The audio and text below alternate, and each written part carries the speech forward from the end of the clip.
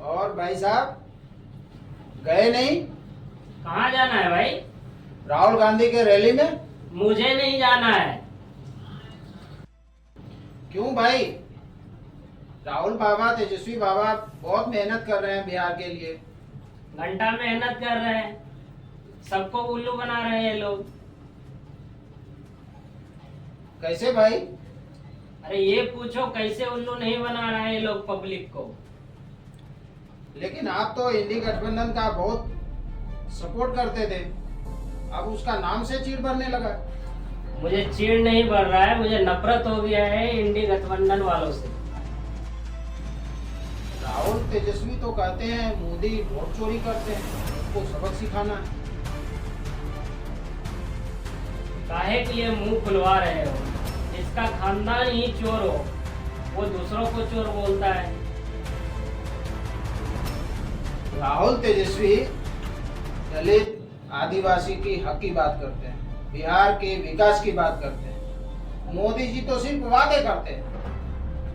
घंटा विकास की बात करते हैं, दिन भर संविधान हाथ में लेके घूमते रहते हैं। इतिहास गवाह है कि संविधान को शर्मसार किसने किया है। किसने किया है बताओ? वो सबको पता है लेकिन बोलता कोई नहीं है। कांग्रेस वालों ने किया है। ये लोग जनता के लिए काम नहीं करते, अपने अपने खजाने भरने के लिए जनता को मूर्ख बनाते हैं। दूसरों को वोट चोर कहते हैं, वो वोट चोरी नहीं था। जब सरदार पटेल को 14 वोट मिले थे प्रधानमंत्री बनाने के लिए और नेहरू को 0 वोट मिले थे, लेकिन वहां पे सरदार वल्लभ भाई पटेल को प्रधानमंत्री नहीं बनाया, नेहरू को प्रधानमंत्री बनाया, जिसको जो 0 वोट मिला था। वो वोट चोरी नहीं था। हाँ भाई, बात में तो दम है। और सुनो, इमरजेंसी लगाकर पूरा विपक्ष को जेल में डाल दिया था और संविधान में सेकुलर शब्द जोड़ दिया था, तब तो संविधान नहीं बदला गया था, है ना? भाई पूरा बोल खोल रहा है। अरे ये पप्पू आलू से सोना बनाने वाले, इसको देश से कोई फर्क नहीं पड़ता है, देश के विकास से कोई फर्क नहीं पड़ता है। इनको बस अपनी राजनीति चमकानी है, इसलिए इतना मेहनत करते हैं वो। हाँ। अब सुनो लालू की लालटेन की। लालटेन राज में पब्लिक को घर से निकलना मुश्किल था बिहार में। हाँ, ये बात तो हम भी सुने। सही सुने हो। और सुनो, इनके राज में रंगदारी, चोरी और अपहरण जैसी घटनाएं आम बात हो गई थी। लड़कियों का घर से बाहर निकलना मुश्किल हो गया था। लोग हमेशा ये टेंशन में रहते थे कि अगर बाहर गए, लेट हो गया तो घर वापस आएंगे कि नहीं आएंगे। कोई भी लड़की घर से बाहर नहीं जा पाती थी। हर तरफ डर का माहौल रहता था बिहार में।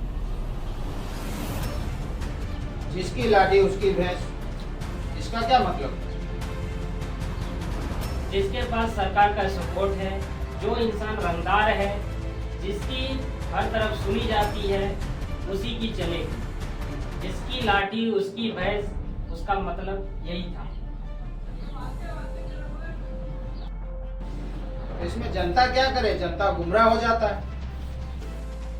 आज लोग वोट चोरी, संविधान बदल जाएगा, दलित का हक मारा जा रहा है और हिंदुओं का इस देश पर कोई हक नहीं है, लोग बोलते रहते। जनता क्या कर रहा है? जनता को क्यों गुमराह बना रहा है? अरे जनता गुमराह तो हो ही जाते हैं।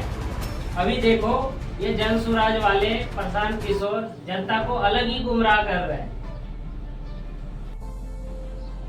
बोलता है अगर मैं जीत गया और मेरी सरकार बन गई तो सबसे पहले बिहार में दारू चालू होगा। ये तो अच्छी बात है ना, बिहारी को दारू पीने के लिए लखनऊ, झारखंड नहीं जाना पड़ेगा। तो क्या राशन के साथ दारू बांटते सरकार, तब बिहार ज्यादा विकास करेगा, है ना?